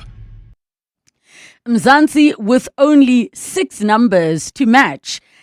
Play Powerball for the life-changing 77 million rand estimated jackpot this Tuesday. Yes, you heard right. Play Powerball for an estimated 77 million rand jackpot today for your chance to become the next big multi-millionaire. Buy your tickets now in-store on nationallottery.co.za, the mobile app, cell phone banking, or simply dial *120 *7529# for USSD. Panda, Pusha, Play. Players must be 18 years or older. Play responsibly. Ituba is the proud operator of the National Lottery. You can become a victim of a legal problem: wrongful arrest, assault, uncontested divorce, rental disputes, maintenance matters, or labor problems. It can happen to you. Clientele Legal provides tough professional lawyers for an affordable monthly premium. Our legal team is standing by to assist you 24 hours a day. Join today. SMS Legal to 48721. That's legal to 48721. Clientele General is an authorized FSP and licensed non-life insurer. T's and C's online. Standard rates apply. This festive season, receive the gift of instant payment when you sell to WeBuyCars. Simply complete the form on webuycars.co.za for your offer. Then visit your nearest pod or branch or have them come to you. Wishing for a new ride? Discover thousands of affordable vehicles online or at any WeBuyCars branch. WeBuyCars, the jolliest way to buy or sell. The Money Show. Weekday evenings at 6. We can all see the real issue is the electricity prices. What kind of agreement have you reached with Eskom? And I presume government's involved in here somewhere. We as Glencore Marafi only had like a couple of weeks left before I had to retrench thousands of people. So obviously government and everybody working really hard to find a solution. And I can tell you that the MOU that we did sign, definitely for us as Glencore Marafi, is definitely a positive move. Yapi Fullard is the CEO at Glencore Alloys. The Money Show on 702. Let's walk the talk. The Money Show, Stephen Curtis, is brought to you by ABSA CIB. Invested in your story because your story matters. ABSA is an authorized FSP and registered credit provider. coming up On 702 Drive with John Perlman. 702 Drive is coming up from 3 to 6 p.m. with John Perlman. John, how are you doing? Doing well, thanks. How are you doing? I'm shocked by the weather. When I came in, there was sun, and then I looked briefly. All of a sudden, it is so dark outside. Yeah, no, it closes in quickly, and I got caught in some serious rain on my way here. But I'm here. You are here indeed. Do you have a specific way or an interesting way that you want your loved ones to mourn you when you are gone? And taking into consideration that you are a public figure, should something, God forbid, touch wood, happen to you, you would also have strangers that mourn you. After a woman shared that her sister sent her a list saying, you better cry, like I meant something. I don't want to be those people who say, when I die, you must just be happy and don't be sad. She's like, I want you to be sad. I want people to say, oh, she's changed since her sister died. Yeah. I think the way I look at it is whatever I expect people to do, I'm not going to be around to hold them to account. So there's no point in having too exacting a list.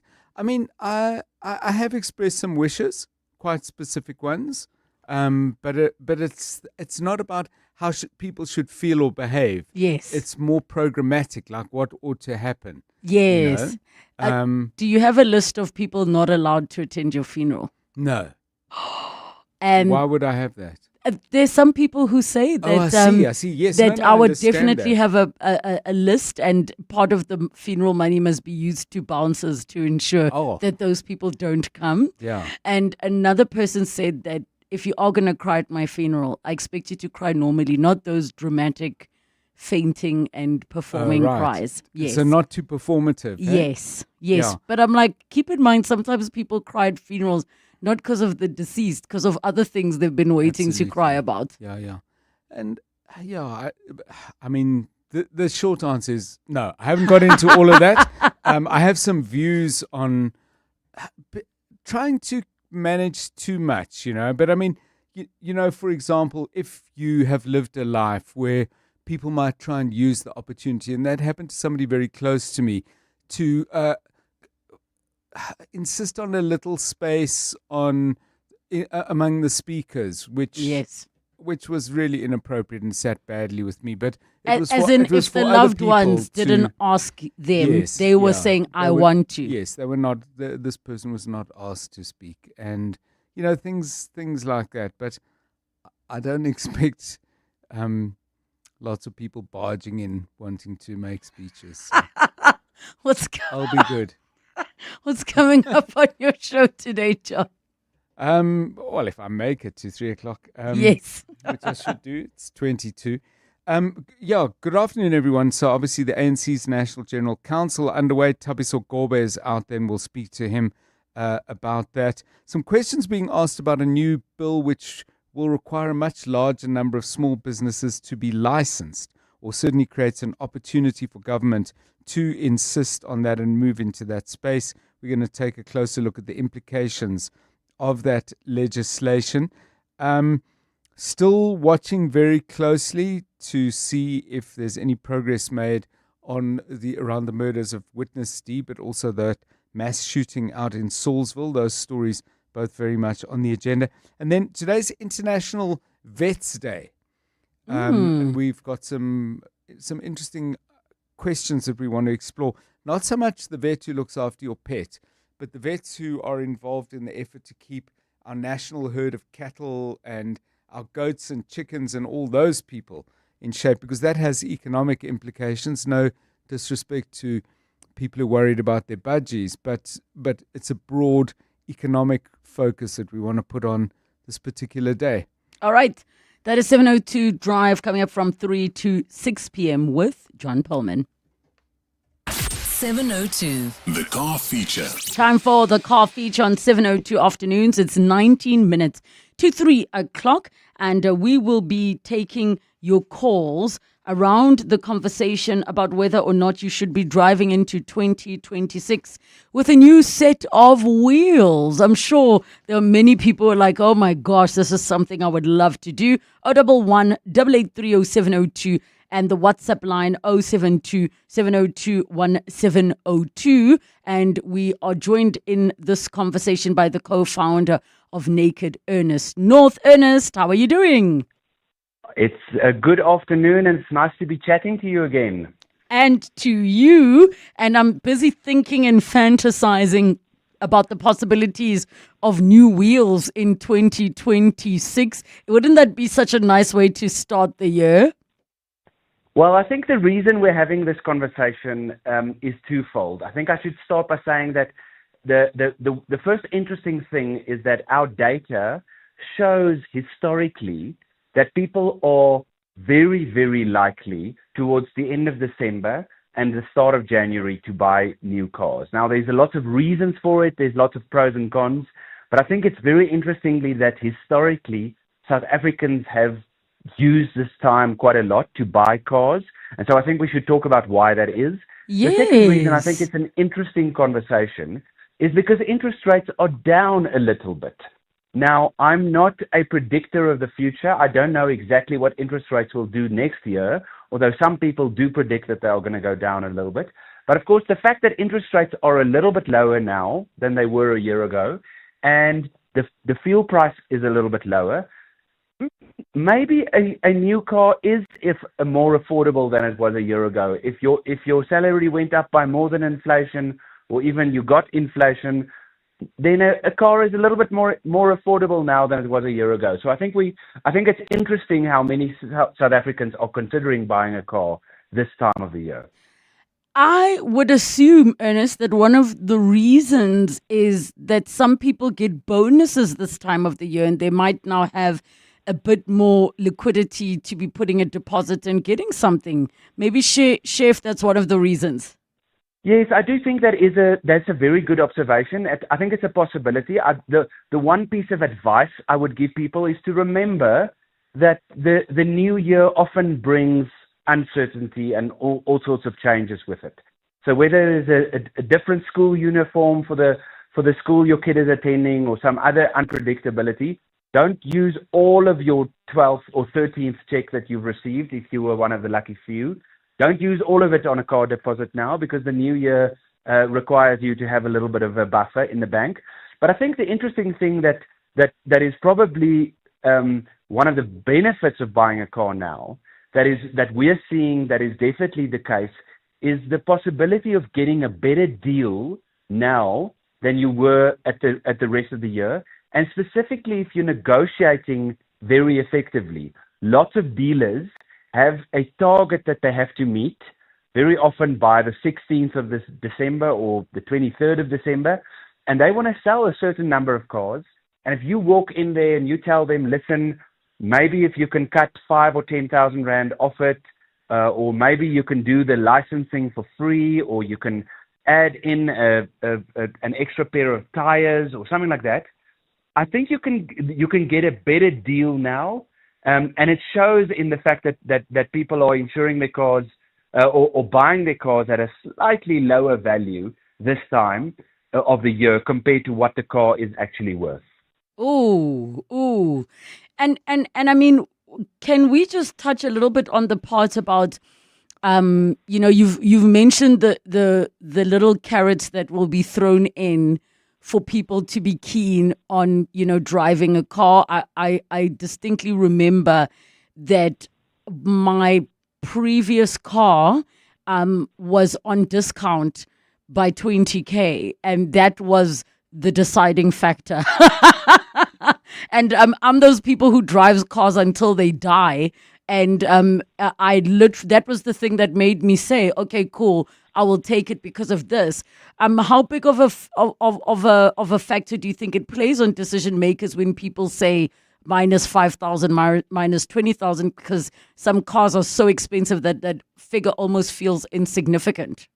Yeah, and especially if you're financing a car, and you're paying, you're going to be paying off this car for the next 5 years, and you're going to be paying a monthly installment of 6,000 rand or something like that. All of a sudden, if they drop the sales price by 5,000 rand, that means your installment is going to drop by 80 rand. So it actually, for many people, it doesn't feel that 80 rand. Oh my God. what I want to remind you is every bit of saving is important, and saving that 80 rand or 200 rand a month does make a difference in the long term. If you look at it over 5 years, it's significantly less interest that you're going to pay. So definitely negotiate, and now is the time of the year where you are in a better position probably than many other times of the year to negotiate on the value of the car. It's also very interesting one if you're buying mostly that is for second-hand cars. The other interesting benefit is if you're buying a brand new car, then now is the time where you can actually insist on the 2026 model. So either in the cases where they are launching an actual new model that looks slightly different, then I would recommend that you wait for that actual model that looks slightly different. But for most cars, they don't have a model that looks different every year. It's just the year in which you register that car. So in that case, if you buy the car now, you can ask that they only go and register the car in the first week of January. And so effectively then you are driving a 2026 model, which means that 2 or 3 years later, when you try to sell it again, you will be able to get a better price for it. So if you're buying a new car, it's important to try and delay that registration a little bit. You have 30 days in total, so it's not against the law. But if you can then go and register it as a 2026 model. And why is that detail so important? Yeah, so when you are there's a standard price for what any given car from any given year is worth. So if you ask me now, what is the value of a 2023 Polo versus what is the value of a 2022 Polo, I can tell you this one is X rand more than that one. And so if you are able to register your car as a 2026 model, it means that the value that you are insured for, if that car were to be stolen or written off, is higher. So that means you will get a bigger payout when in the case of insurance. But hopefully that's not necessary. Hopefully you're not in any accidents and you drive the car for 3 or 4 years and then you sell it. And then at that point you will be getting a better price for it if it is a 2026 model as opposed to a 2025 model. Okay, and I think that helps quite a bit in terms of that. Would you encourage a person to possibly consider a slightly older model or the pre-facelift to sweeten the deal or get a better deal? It's such a good question because as South Africans, we get so emotional about cars. We are all hyped up about the newest model and how fancy it looks and what people will think of me. And we tend, unfortunately, as South Africans, the data shows we tend to spend more money than we are supposed to on cars. We drive cars that are a little bit too expensive for what we can actually afford. So I very, very strongly encourage someone to consider a car that is safe and reliable and is good value for money.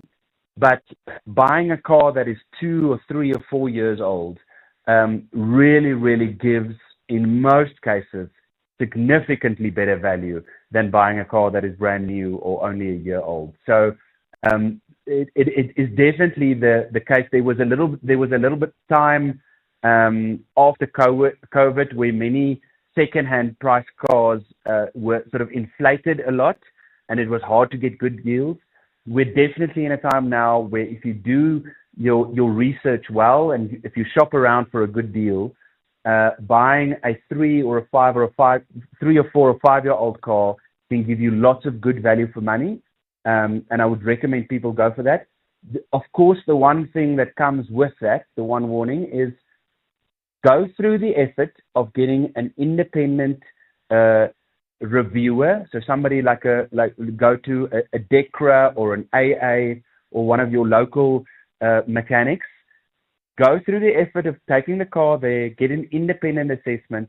It's a couple of $100. Get them to take a look at the car for a couple of hours. Just check that there's nothing dodgy. It makes your life significantly easier. But assuming you go through that process and assuming you check the paperwork well, you check the service history well, and you're confident that you've done your research to find the best possible deal, it really is a good time of year to buy a second-hand car. So let me then ask, Ernest, because you touched on something quite important about just check. What are the red flags that you'd say people maybe should look out for if we know that dealers are also trying to push for annual targets to be hit? Yes, I think of course the first thing you should look out for is, or the first red flag is a car where all the paperwork is not in order. If you don't have the full service history and you don't have a confirmation that the licensing is up to date, and very importantly, if you can't check the green vehicle registration document, then there should be that should be a red flag for you. By the way, we've had a couple of cases where people bought cars and then down the line they realized that those cars were in fact stolen before, and they didn't buy it from a credible source. So the way to check that your car isn't stolen is to make sure that you open the bonnet, check on the actual engine that the VIN number, it's like a long number that's actually inscribed on the engine itself, it can't be changed, that matches the VIN number on the green registration certificate. So I think the first thing is make sure that if any of the paperwork is not up to order, I would walk away from that deal. And then the next thing is if the person can't answer the question relating to accident history, I always advise people to insist that the dealer must tell them in writing that they have confirmation that this car has not been in an accident. Oh. Because very often, once a car was in an accident and not repaired by a reputable insurer, it creates lots of nonsense down the road. These are things that Wendy Nola loves to hear, because if they can't confirm that in writing, then already you will be suspicious. Not necessarily that they did something funny, but maybe they themselves didn't do the relevant due diligence. Exactly. And luckily we live in an age where we're getting that information and connecting to the right databases and doing those checks, either that it's not stolen through the case of a police check or an e-NATIS check, and then there's other databases that allows you to check for accident history. It is easy to do, but sometimes they either are lazy and they choose not to do that, or they're trying to hide something, and I think then you should be careful. Of course, the bigger the dealership is that you're dealing with, the less likely you are to be dealing with one of these sort of questionable acts.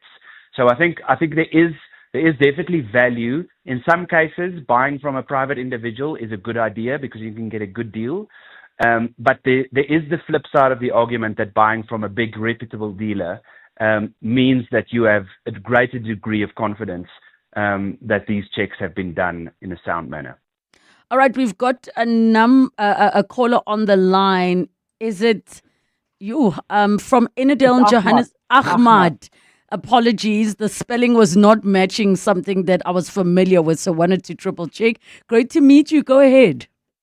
Relebogile, that guy is not talking the truth about the number that can't be changed on the engine, because what they do, they file it off. I even saw guys do that. And that guy that printed the other, they've got like stems. And he printed on a golf. Golf. He printed a factory number on there where your VIN number is stamped also. It's stamped. Like with the numbers are stamped on the block. So are you talking, Ahmad, about the illegal activity that's being done? Yes, that's what I'm talking about. They file it off. They file it off nicely. They file it off. Then that guy, he printed numbers that came out of the factory even. Wow. Ernest, I'm not sure if you're aware of this. Yeah, absolutely. It's a very good point, and it's certainly something that, like, when we evaluate claims, obviously we've got people that are experts at checking the authenticity of these numbers. I think in most cases there is some evidence that is probably seeable to the everyday person's eye. If you can see that this number has been tampered with, I mean, if in doubt, if you look at it and it looks funny at all, I think it's a good recommendation that this is always a risk that someone has tampered with it. If it looks as though it's been tampered with at all, or it looks as though that number which is on there might have been put there afterwards or something, rather get an expert to take an independent look at it, because he is correct that there is definitely a risk of fraudulent activity there, and we have seen evidence of people faking those VIN numbers. It's not super easy to do, but it definitely has been done. All right, we've got a voice note on 07270211702. Hello, Relebogile. This is Kabelo from Pretoria. Like your guest has indicated that you must make sure that everything is in order, like paperwork. One thing that people mustn't undermine is something like where you are told something will come later. For example, where you are told that your spare key will be available later. Don't accept that. It must be available immediately when collecting their vehicle. Oh, that's a big one, Ernest. And I know Wendy has chatted about it as well in our consumer rights feature around the fact that you need to get everything at the time, because to get it after the fact is going to be a problem.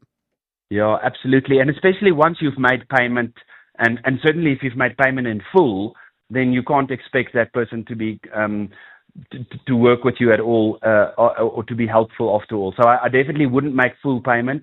In fact, I would probably, until I've seen both keys and I've seen the original green vehicle registration document, I wouldn't make any payment at all, not even a deposit.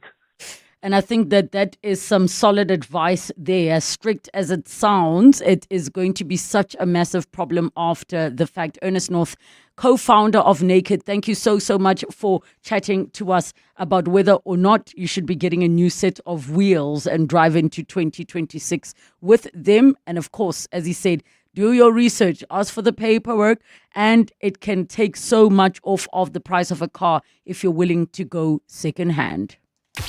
You're listening to 702 Afternoons with Relebogile Mabotja, winner for the best talk show at the Telkom Radio Awards. Thank you so much for joining us on 702 Afternoons for today. It is now 3 o'clock. This Eyewitness News is brought to you by Vouch.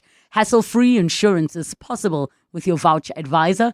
Vouch South Africa is an authorized financial services provider. T's and C's apply. This is EWN. Mandashe says he's too old to run for ANC leadership, and the Western Cape records 28 road deaths in a single week. Good afternoon, I'm Khomoto Modise. ANC chairperson Gwede Mandashe has ruled himself out of the party's succession battle